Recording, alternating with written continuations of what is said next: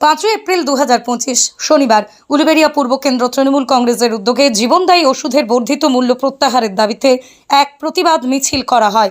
এই প্রতিবাদ মিছিলটি উলুবেড়িয়া স্টেশন থেকে শুরু হয়ে উলুবেড়িয়া এসডিও হয়ে শেষ হয়। এদিনের এই প্রতিবাদ মিছিলে উপস্থিত ছিলেন রাজ্যের জনস্বাস্থ্য কারিগরি ও পূর্ত দপ্তরের ভারপ্রাপ্ত মন্ত্রী পুলক রায়, উপস্থিত ছিলেন উলুবেড়িয়া পূর্ব কেন্দ্রের বিধায়ক বিদেশ রঞ্জন বসু, উপস্থিত ছিলেন উলুবেড়িয়া পৌরসভা চেয়ারম্যান অভয় কুমার দাস, ভাইস চেয়ারম্যান শেখ ইনামুর রহমান, উপস্থিত ছিলেন উলুবেড়িয়া পূর্ব কেন্দ্র তৃণমূল কংগ্রেসের সভাপতি শেখ আকবর সহ ওয়ার্ডের কাউন্সিলররা এবং বহু কর্মী সমর্থক সাধারণ মানুষ। ডিজেলের মূল্য বৃদ্ধি পেয়েছে, যেভাবে মানুষের খেটে খাওয়া কৃষক শ্রমিক, যেভাবে ওষুধের মূল্য বৃদ্ধি পেয়েছে, আমরা